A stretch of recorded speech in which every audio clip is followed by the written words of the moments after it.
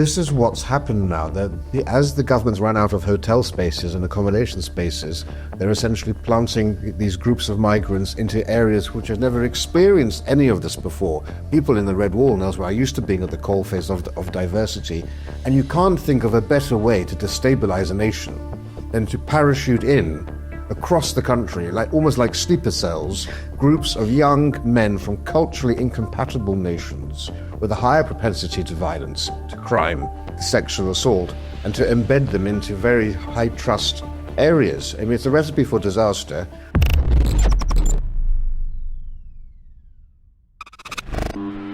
Hello and welcome to Newspeak. I'm Peter Whittle, and I am joined, be to say as usual, by Rafe Heydel-Mankoo, Senior Fellow and Royal Historian, Gawain Towler, commentator. Increasingly, you're around all over the place. You've got to have something to do. Yes, well, indeed. But obviously also a bit of a legend when it comes to public relations and media for, Brexit Party and UKIP. And also Amy Gallagher, Stand Up to Woke, and also obviously a regular here. Before we look at the week's news, as usual now, we're going to zip through some of the locals events happening. We have to zip through now simply because there are so many, and then virtually one a day. So highlights, please, Rafe. Yes, so even though it's summer, there's no respite from the NCF. We're going to be in July, along the bottom of the screen, you should be seeing dates of where we're going to be. So in July, 27th in London, and in Salisbury event, a Festival of Archaeology and some pub lunch. London Southwest Oxford launch event will be on the 29th of July. So if you want to come to that, you'll meet Philip Kisley, you'll meet myself. It's the first launch of our branch in Oxford. Please do come to that. London South East, Liverpool, all that's happening in July. In August, we're going to be in London on the 3rd of August for a historical walking tour. There'll be meetups in Dorset, in Beaconsfield, in Newcastle, an event with Pete North. We're going to be launching our first Huddersfield and Halifax branch on the 13th of August. We're going to be in London North with guest speaker John Mabbott of the SDP, Book Club in London on the 24th, Birmingham and Southampton, all in August. So please do email locals@newcultureforum.org.uk, locals@newcultureforum.org.uk for more details. And also just look on the bottom of the screen and you'll have all the specific dates for those various city visits. Thanks so much, Rafe. Actually, Philip's not with us today. It's hardly surprising. He's all over the country, isn't he, all the time. Should just mention there, you mentioned Pete North. To many people, you might know Pete North as Northern Variant on X. He's kind of quite a well-known commentator. What we've seen, actually, this past week, I think has actually really blown up since we last did this show, is the events down in Epping and also then in Aldershot and in Diss of basically the public coming out saying enough is enough when it comes to migrants and migrant hotels. And indeed, we've had the police response to that. Gawain, before we talk about the police, what do you think? Do you think this is the beginning of something? And when I say that, I'm being vague purposely. It could be. It could be. I don't know. Last year we had the kick-off after Southport. It rolled across the country. It got very nasty, very fast. This time there seems to be less of the nastiness, which is good. There has been some, particularly in Essex, but I think it's just not going to go away because the government isn't changing. And the policies haven't changed, and people are still hotels are still being booked, hotels are still being filled with people that people just do not know who they are. They have no idea. And then you have the allegations of sex crimes against local girls. So, of course, people are going to get upset. Well, the one down in Epping is a particular case, isn't it? Yeah. Of a girl who was alleged to have a sex attack. Yeah. And has been arrested, but, of course, no formal verdict has been made, but it is bubbling up everywhere. We are, as Kipling would say, we are very long to anger. Sure, we take a long time, and it's not something we like doing.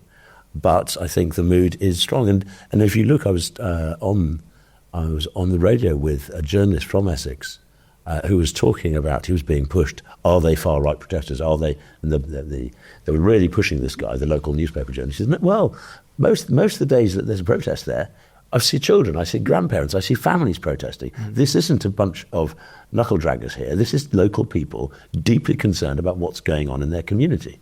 And so I can't see that stopping. Hopefully it doesn't become a series of riots up and down the country. I wouldn't like to see that. But there's certainly a deepening sense of grievance about how the government is dealing with the constant influx of undocumented, mostly young men. Yeah, the point has to be made, I think, here. You know, when you talk about the government, quite right, I'm not picking hairs. You don't pick hairs, do you? What do you do? Split hairs. Yeah. You split, not splitting hairs. But the fact is, this is not just, you know, since Keir Starmer came to power. Oh, no, this years. This has been going. In fact, what we're talking about now, really, is consequences of the Boris wave, actually, mostly. I feel very cheered, Amy, when I see people standing peacefully, you know, as they did indeed, for example, in Dis, in great numbers. I think good for you, actually. Yeah. No, I think good for you as well.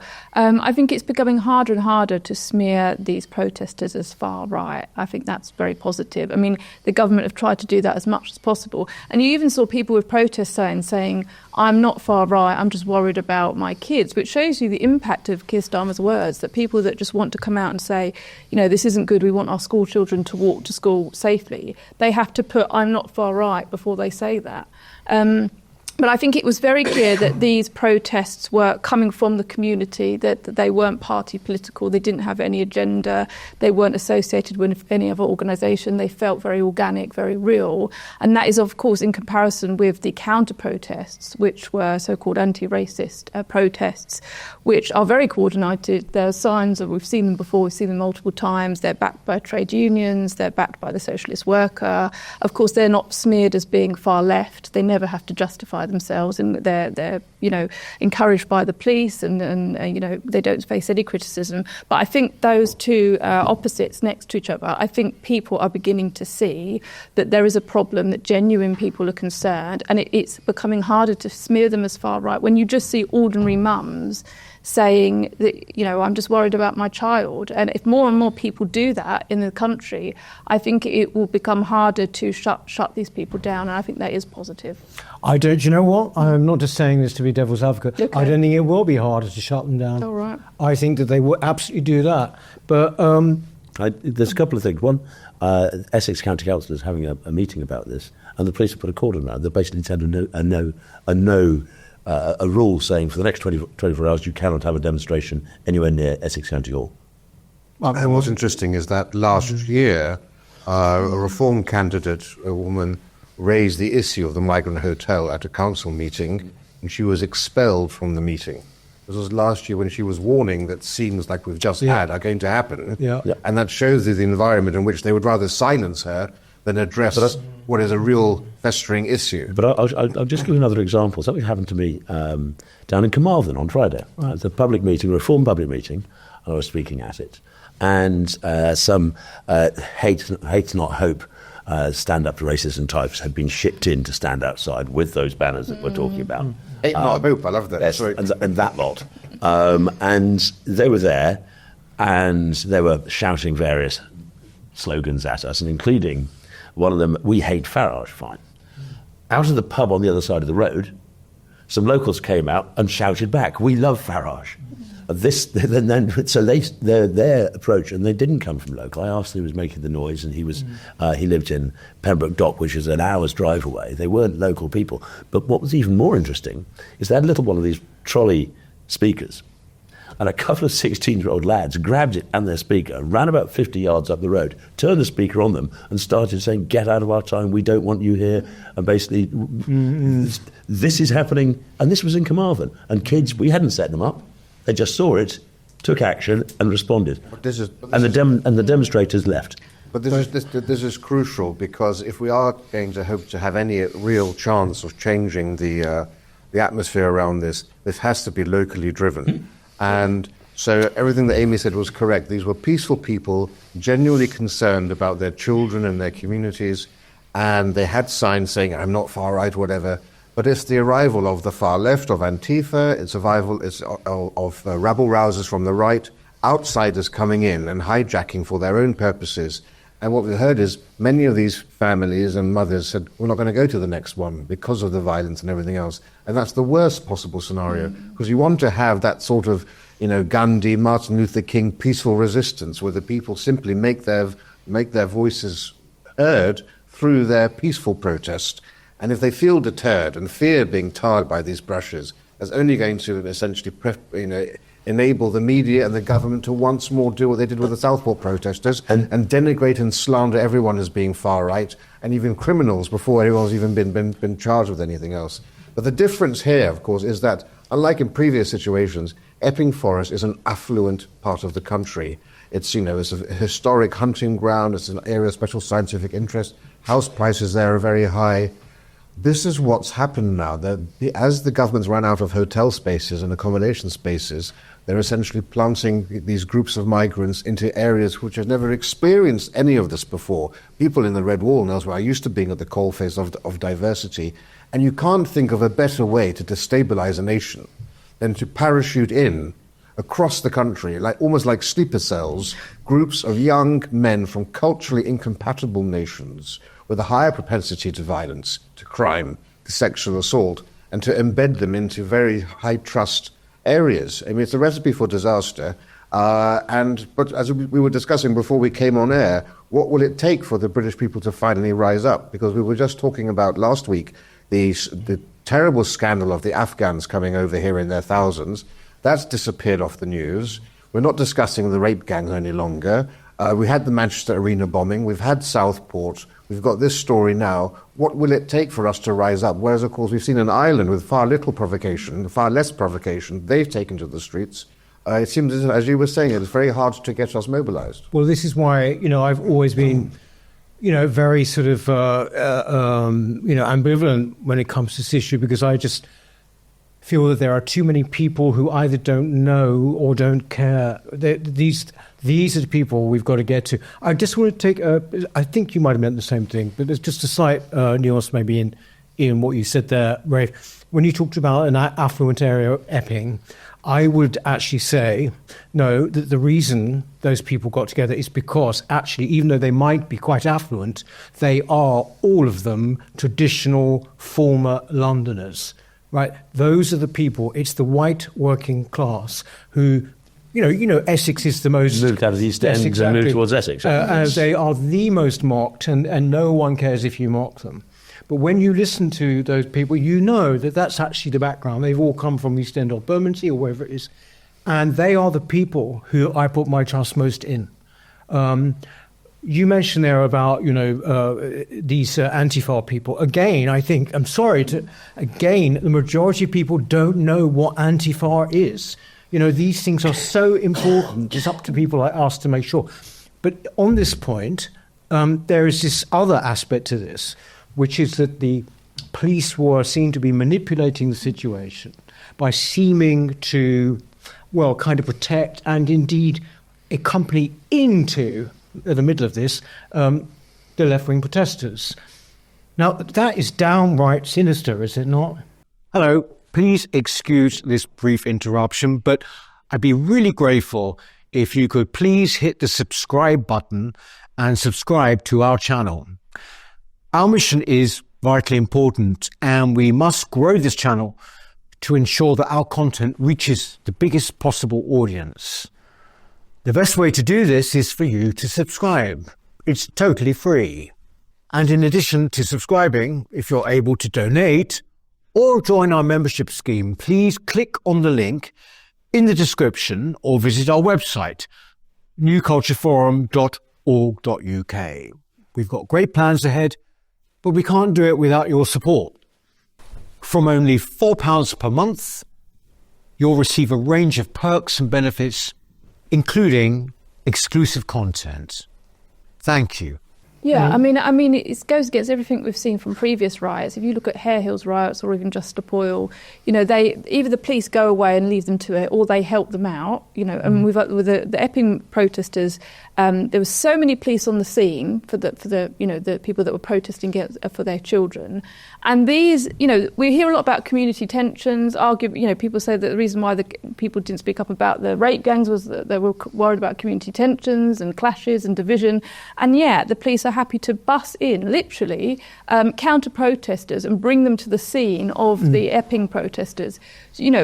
Were they hoping that there would be violence or clashes? I don't know, but they're certainly not trying to calm things down, are they? The police's argument is that they defend the right of people to protest, and they facilitate protest, and they facilitate people's ability to protest and counter-protest, which is fine, and yes, except it's only one direction. But do they need It would never help Precisely. the other side of the argument. The two-tier aspect is there. Do the counter-protesters, do they need to protest right next to where, actually come into Epping and protest right next to them? I would suggest, as you say, if it was the other way around, they would be encouraging... Oh, they'd be kettled. Yeah, they wouldn't be giving a lift, they'd be kettled. So what the police say is they're using the Human Rights Act, which embeds Article 11 of the European Convention of Human Rights, which says you have to guarantee the right to peaceful assembly and protest. But with caveats, and the caveats are when it's in the public interest, when there's no public safety issue, when it's not going to cause disorder. So you can have, as you've seen in the past, you can kettle or you can have groups far apart, but to actually march in a counter-protest to an obviously very febrile and hostile environment is adding... It feels like agent provocateur. Yeah. It feels like is that Chief Constable simply, an idiot, or is he complicit Think in who this? his boss is.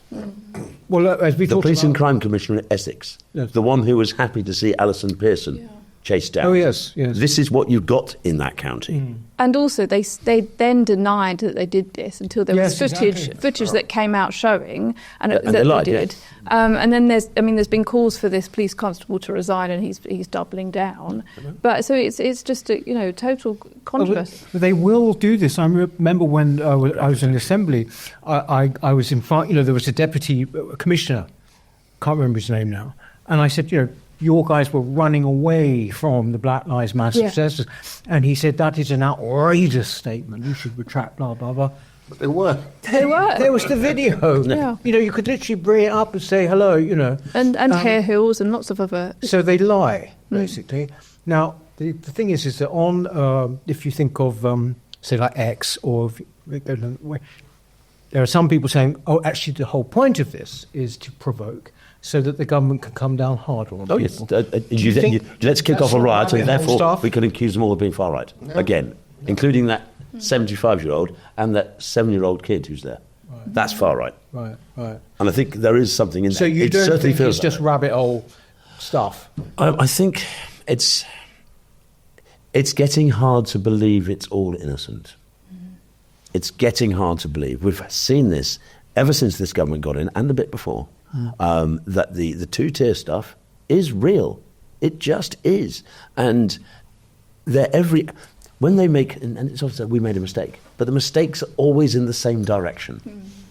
If there were equal opportunity errors, then one would say, no, maybe not, because people do make mistakes. People make incorrect judgments. They're under pressure, they make a choice, and you forgive that. Of course you do, because you're decent. However, it's amazing how the mistakes are always in the same direction, and at which point it stops being an error and starts being policy. Also, one should add, we're talking about the events of the past week, and of course, into the mix came the Britannia Hotel in Canary Wharf, which I happened to know, walking past. I think it might well have come out by the time you're watching this.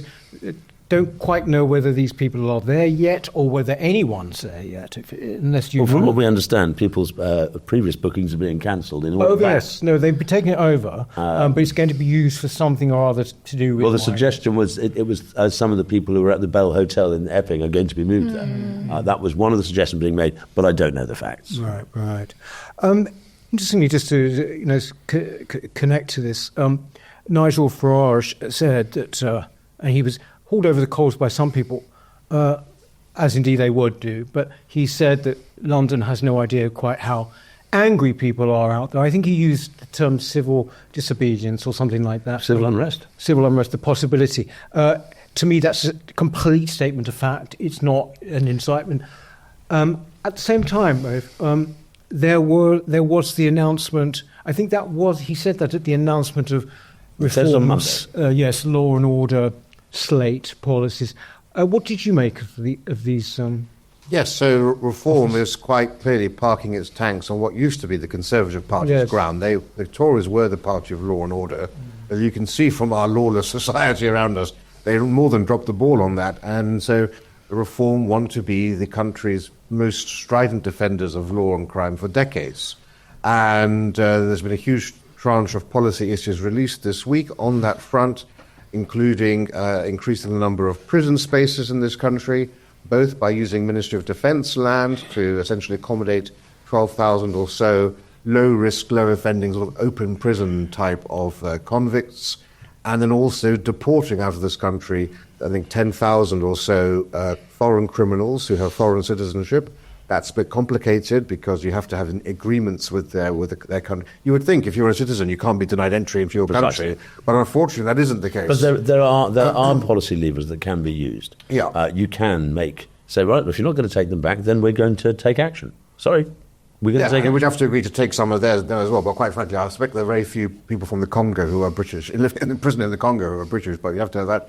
And then they also want to try to adopt something like Trump has done with El Salvador and essentially have an agreement perhaps with Kosovo with Estonia, because Denmark is using Kosovo at the moment to export its prisoners there.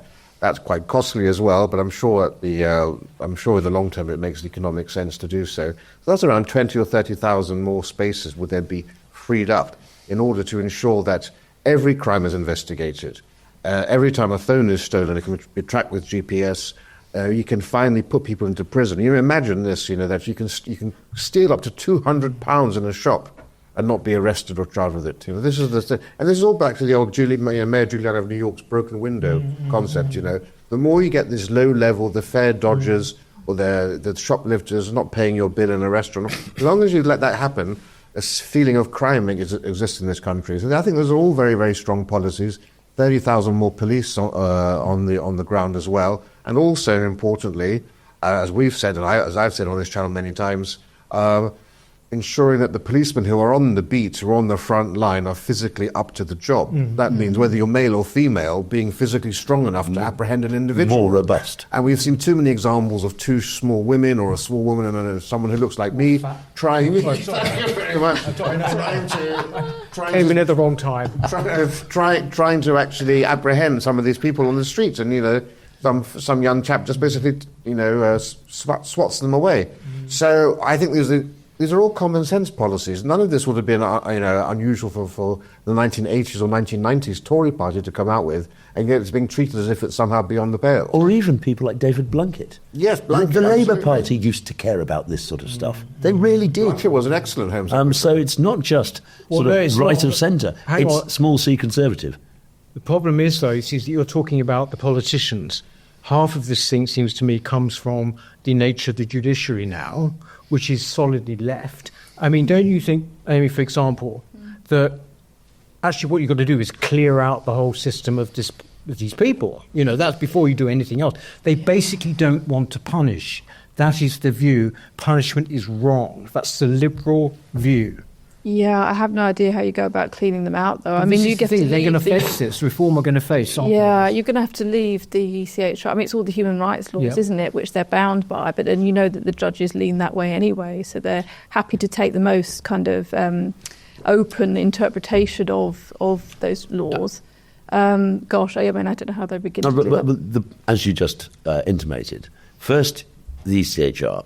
Then you've got to deal with the Human Rights Act. Then you've got to pass legislation, because really the judge just interpret law. They do, except for the Supreme Court, which sometimes seems to make law, but they interpret law. So you make sure the laws they're interpreting are well drafted and specific, because they may have a position personally, but if they're interpreting the law, most judges will interpret the law correctly. Right now, the law is designed to let people out. When you change the law, then the judges will change. And also, this will be a vastly popular policy. The judges will see this is a vastly popular policy across the country. And one last thing about the Nigel talking about London, not understanding. I don't think that's fair, and I don't think that's true, actually. I think Nigel was using London as a shorthand for Westminster. Yes, of course, liberal bubble. Yeah. No. I mean, sorry, that's absolutely obviously the case. But he also, for example, also 3 strikes and you're out, a policy brought in by Bill Clinton. Essentially, you'll have life imprisonment. Dodgy left wing of that one. Life imprisonment if you commit 3 serious crimes in a row with the custodial sentence. If you're carrying a knife, then you get to there's no bail. The introduction of knife archers in schools and public transport in areas like this to try and actually tackle the knife epidemic. And as I've also said here before, when Lee Kuan Yew, from the creator of Singapore, when he came to Britain, he wanted to create. He loved the high trust society here. He wanted to create a British society in Singapore, but he knew the only way you can do that was through harsh punishments, discipline, and draconian laws. And unfortunately, we're now in the position where we've become so feral that we have to make Britain like Singapore again, and then basically implement. Personally, I'd be very happy to have judicial canings, but I mean, we need to do things on a level which instills fear back into the criminal classes. Even things like uniforms of policemen, they must be intimidating. You go to France, you go to Germany, you go to Holland, there's a paramilitary intimidating forces, and there's no respect or deference or fear towards our police. You need to instill that in places like London, not across the entire country. You can still have Dixon of Dock Green in your towns and peaceful cities, but in places like London, where you really are dealing with almost sort of Northern Ireland levels of agitprop, I think it's essential. But you see, the thing is that those uniforms you talk about in Europe, right? Okay, maybe I'm being sentimental here. Maybe it's no longer possible, but I would hate our police to go that way because they are detested. In Europe, they're seen as the creation of the upper class, which in fact they are, whereas our police came out of the working class. But those days are over. We have a different population. That's the point. That required a high-trust society, and it pains me that we don't have that high-trust society in all of the countries. So where you do have high-trust areas, if you're in Dorset and Cornwall or whatever, in Wiltshire, absolutely fine. But in places like London and Birmingham and elsewhere, you do need to have a different approach. And I would also, have security guards trained up to the level of American security guards and bouncers, because with shoplifting and so forth, you just see videos of them just standing there watching this happen, whereas in America, they've got guns. I would give tasers to security guards who are trained up to the level of bouncers and American security guards, who are all British citizens as well, because most of the security guards here have recently got off a boat themselves, many of them, and can barely speak the language. I think the problem is as well, I wonder what you think of this, is there are 2 things. First of all, that just purely in terms of critical mass of people, that a lot of this will simply be unenforceable. I don't just mean reform, I mean Tory, Labour, whoever, is that the cops go in, they try and arrest a shoplifter or whatever, along suddenly out of the blue come 20 people, beat the cops up. That's the scenario I see being played out every single time, because the people... Now, there is a critical mass which will make these things unenforceable. And on top of that, and I wonder, this is something that maybe reform could think about, you've got to actually root and branch reform the actual police, have you not? Because they might actually refuse to even, implement some of these things. They're so left now. No, that is a danger, but you start with the college policing. Oh yes, and you move down. And one of the things when he was talking about the increase of 30,000 police officers and somewhat more robust police officers than we've seen recently, it was very about the sort of people, and he was very keen on former servicemen and women to do that job, because we do let. With the military contract and with the military compact, we let them down. Not university educated. Well, yes. I wonder if Mr. Double Barrel named the Chief Constable of Essex as a graduate entry. I just wonder. Do you know, it's interesting, because when I've been tweeting a few things posting on X a few things about this, somebody came forward and said, and actually mentioned the name of someone I can't remember, so I won't try and remember it, but basically saying that this particular person used to advise certain police forces when it came to, passing cadets out to be police, and basically picking up words and phrases they might use which might make them right-wing. This guy was a Muslim. But it doesn't have to be Muslim, I have to say. It could be any. No, of course not. But if they're doing this, of course, in my experience, the political bias of the police now is not just a senior thing. No, they've been trained. The youngsters are being trained in that way. Well, it's like when those police officers went around that man's house and said they could see Brexity things. I mean, where did that come from? That's come from his mouth. I mean, where no one's told him to say that. That's his own prejudices and ideas. Exactly. And I do worry, Peter, as well. These protests are a good sign. I like seeing people push back, but if there are more clashes and more protests, especially in London, and there is a critical mass, I wonder if it's going to get to the point where the police just don't get involved and people are left to their own devices. And we saw that with previous riots in London. But when you hear Dominic Cummings and other people speaking out about how this could be kind of a civil war or, talking in those terms, what are the police going to do? So I disagree strongly here, because we just need to remember we mustn't get ourselves too much into a doom-laden spiral here. Look at New York. New York was just as even more multicultural, more of these issues, the murder capital of North America, drugs, violence, everywhere else. If a city like New York could be tamed to the point where it was such a wonderful place to be in just 10 years ago, you can easily do it in London. So we mustn't just think, oh my gosh, it's beyond the point of no return. It's not. London is still far safer than New York was at its worst time. I would say we can do it, but you need to have enough of a police force to come in strongly, and you do need to have essentially some sort of paramilitary type action when it comes to arresting people to instill that fear. That includes things like water cannon. Why did we have huge debates about water cannon? Come on. Do you remember in the 80s with the miners' strike, how the police were treating those poor miners, going in at it hammer and tongs? You wouldn't have any Just Stop All protesters or any Black Lives Matter if the police of today police like people used to police in the 1980s. All that fear has gone. Yeah, I mean, also, I think crucially, peer pressure. So, before you get to the stage of the police being involved, you have general, what we call peer pressure. So if you do something like even antisocial on public transport, there would have been people who would be sort of shocked enough to say, oi, oi, what are you doing? And people would possibly back you up. That's entirely disappeared. Entirely. And I think a lot of it is fear, the fear of being knifed or whatever it might be. I'm glad you said 10 years ago in New York, because that's all completely gone backwards. Yeah. Right, it's right back But that's because of the Democrats.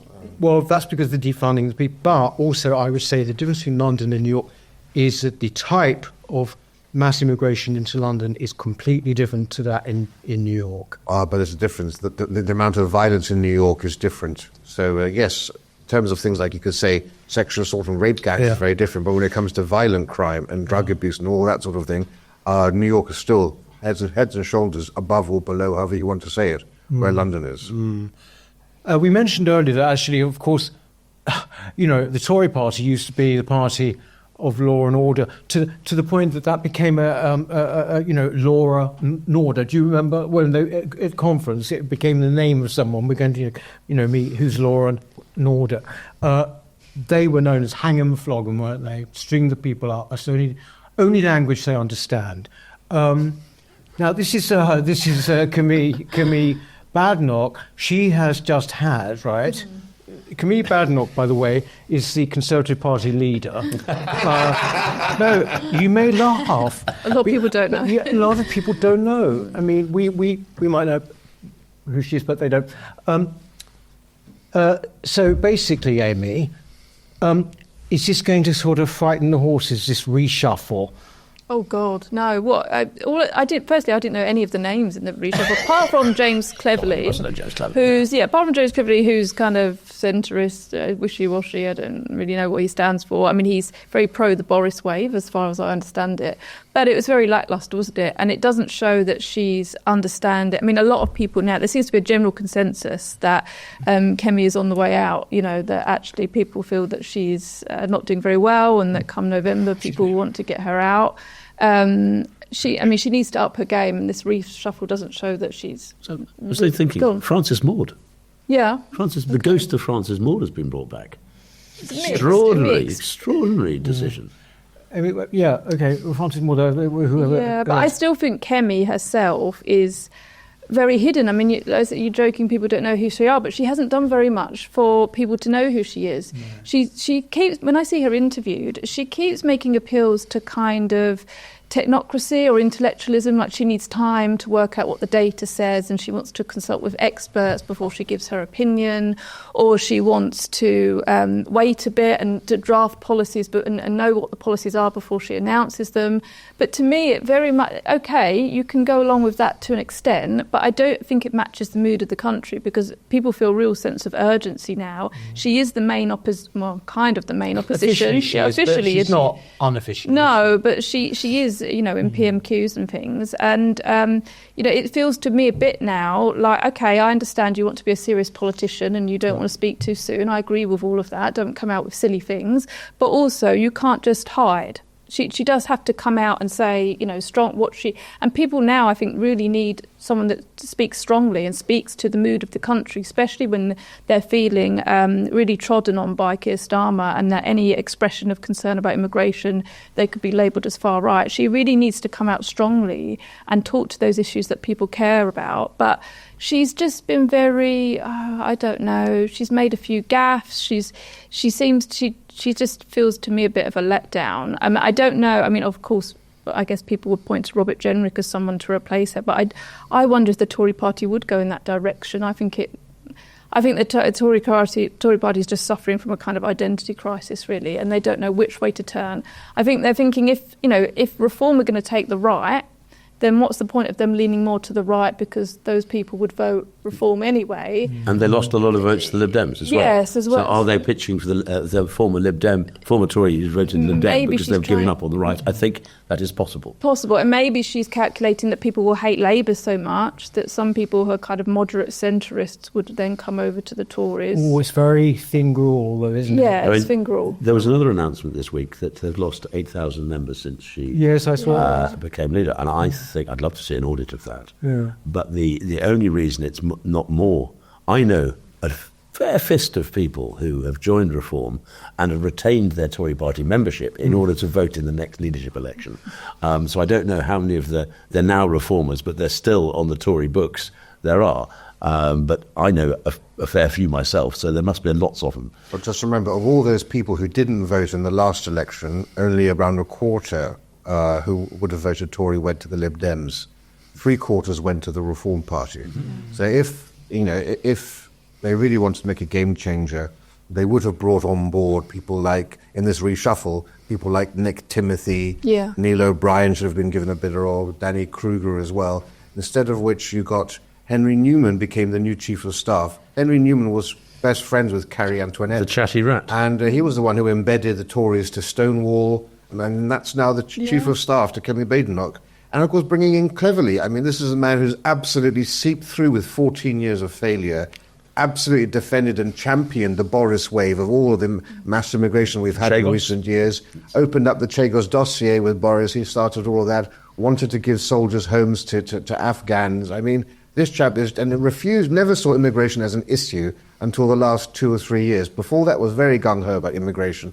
So I think the idea that you can just basically reshuffle the deck chairs on the Titanic and hope to steer to a different course is for the birds. They're a busted flush. Their only hope was to have Jenrick in power, the only person who could possibly outflank Farage on many issues. But then again, what's the point of having a strong leader if your party behind you is still full of wet Tories anyway? And she this week has had this interview with the FT where she claims that she's going to be Britain's Millet, Javier Millet. And Millet is more like... yes. But we should add, by the way, Millet is the Argentinian president who's been like taking... an axe to all the... Well, famously, he takes a chainsaw. Yes. So the only thing that's recently been chainsawed is the Tories' own perspective. And it seems to me, one thing that Farage taught me over the years was it may be true, but if it's not believable in the general public, there's no point in saying it.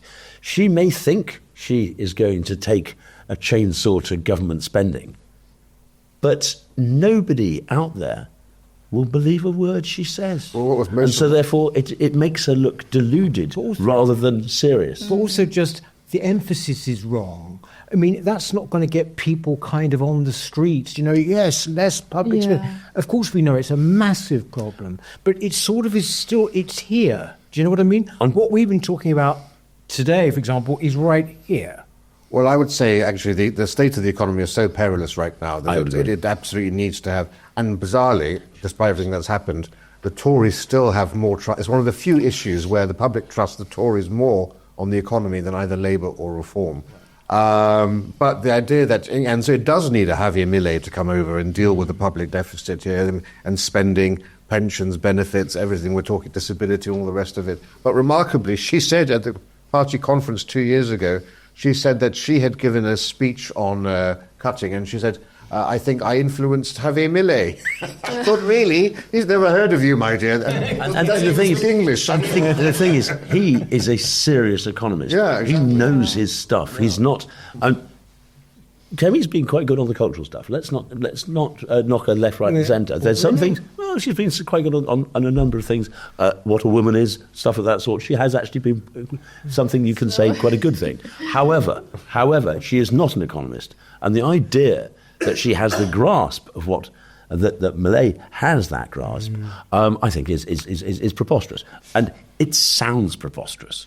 Did you, by the way, did you see the profile of her in the New Statesman, the Israel? You said that apparently came up some real, doozies. Yeah, kind of lots of gossip about what she's like. I mean, the things that we have heard a bit before, that she's not often on time, that people can't contact her before 11 a.m., that she's quite hostile, not the easiest person to get along with, that she's doom scrolling a lot, very worried about her own perception. I mean, we have heard of these things before, but I think more and more people are saying it, which makes you think probably is something in it. Someone saw some kind of agenda she had. Oh yeah, there's excerpts that were written in her diary or something saying I am a strong woman, or kind of platitudes. I'm every woman. Yeah, apparently she's trying to inspire herself. But these statements that are supposedly in this diary are the sort of thing you find in a low-grade office building kitchen. Yes. Be the change yourself. Be something. Be it. Now, we all need to give ourselves a pep talk every now and then. We do, but it's the triteness of this pep talk. It's straight out of Hallmark cards. She does feel very, very mediocre. I mean, I think in 2020, she got a lot of support very quickly because it was at a time when people were very scared to speak about the cultural issues. So like the trans issue and critical race theory. Elon Musk didn't own Twitter. There was a real nervousness about challenging Black Lives Matter. And when she did challenge these issues, and she did do a good job of challenging the Tavistock and Stonewall and speaking up about critical race theory, it did feel really positive, and people were behind her. But the mood has changed. I still care about these issues. I still care about woke ideology and challenging it. But I don't think it would be in the top three for people's concerns. I think it would be immigration, maybe housing, the economy. The cultural issues are important, but I think she's not grabbed onto the other issues as strongly as she could have done. And I think there was a feeling as well that because she was an immigrant, that she would be able to talk about immigration and not be labelled as a racist. She'd be able to challenge that. But I think the mood has changed now, where so many people are talking about it. And of course, it's quite difficult for her because she was involved with the Tory party, and she did allow a lot of these policies to go through. That kind of hasn't worked. That kind of Kemi, the immigrant who can stand up to kind of woke ideology and concerns about immigration, that hasn't happened. We haven't really seen that. And Reform have taken the plate, and of course the rise of Reform. There's quite a bit of comment, depending on if you go to the real, what you might call hard right or authoritarian right, call it what you want, saying that, basically her allegiance is to her ethnicity, all of this kind of thing. She can't possibly be loyal to Britain. This is the sort of stuff that you see. And by the same token, I thought the things she said about class was so crass. And she said, I actually was in the working class because I worked in McDonald's for one summer. Yeah. So the idea is that you could become purely on the basis of how much money you're earning. Because I had a job once. Because I had a job in McDonald's. Trump worked in McDonald's for a day as well. Apparently when she was in Nigeria, she does come from quite a middle-class family. Yeah. So she wasn't raised working class, so just having It was a student job, wasn't it? Yeah, exactly. By the way, before we sign off, Does anyone know, Rafe, do you know what the actual Tory policy on immigration is? I don't think the Tories know what their policy on immigration is. Anyone know? No? No, I mean, she's previously said she doesn't want to leave the ECHR, but then there was talk that she's now open to it. She's pushed into the long grass and having the Shadow Attorney General look into it. Cleverly was asked on the Today programme this week whether he supported her push towards possibly leaving the ECHR, and he was very standoffish about answering that question. I support whatever we're going to... I think it was, I support whatever decision we're going to make in the future is. But Cleverly doesn't want to leave the ECHR. If it becomes party policy, he will. But this is a man who said we mustn't adopt reform-type politics. We have to appear to be more normal. I mean, give me a break. You've been abnormal for 14 years. That's why... What is normality in Tory circles these days? Cleverly by name. And he comes from Braintree. He's what, sorry? Comes from Braintree. He's a nice person. And he's a lovely bloke. I mean, he's actually a really nice chap. Very, very nice. He's very nice. Always got on very well with him. He's a nice guy. Isn't he the kind of ultimate... He's just in it for the political, to raise... his profile and everything like that. I don't know. I think he does clearly have a set of beliefs. It's just not, I think, a set of beliefs that's going to set the country ablaze with enthusiasm. No. Anyway, unlike our audience, Gawain, I hope you've enjoyed that. We're actually going to carry on because, can you believe this? There's actually going to be another monument to slavery going up. I'm sure you have strong views on that. If you do and you want to carry on watching, then please do become a member, won't you? But in the meantime, Rafe, Gawain, and Amy, thank you very much indeed. We shall see you next week. Bye. Our mission at the New Culture Forum is and always has been to defend and celebrate Britain's history, culture, and its people, and indeed Western civilization, at a time when both are under sustained attack. We have grown from small beginnings to become the country's most influential right-leaning cultural think tank. Our content is watched and read by some of Britain's most influential political figures. But now, we need your help. If you believe in what we do, then please do become a member. For as little as £4 a month, you can make a vital contribution to what we do. As a member of the NCF family, you will help ensure that we can continue to produce quality content online, such as our 3 weekly programmes, Whittle, which is our flagship interview show, Newspeak, our panel discussion show, and Deprogrammed, which is targeted at Britain's youth. As you probably know, in addition, we produce important documentaries, such as our critically acclaimed 6-part series, The West, a stunning celebration of the history and genius of Western civilization. And our ongoing documentary series, Heresies, with hard-hitting episodes tackling subjects such as immigration, gender ideology, and BBC bias. But the New Culture Forum is much more than a YouTube channel. We don't just complain about Britain as it is, we provide real solutions and clear policies on how we can push back against the madness and restore sanity to this nation. Our presenters are now highly sought after and have become familiar faces across the media. Our prestigious annual Smith Lecture and our regional and indeed national conferences have attracted world-class speakers. Perhaps most importantly, we are the only organisation on the right of politics that has launched a national movement without actually being a political party. And uniquely, through our NCF Locals programme, we've established some 30 active branches in towns and cities right across the nation, from Edinburgh to Exeter, and with many more on the way. We're very proud of what we've achieved, and our members have made it possible.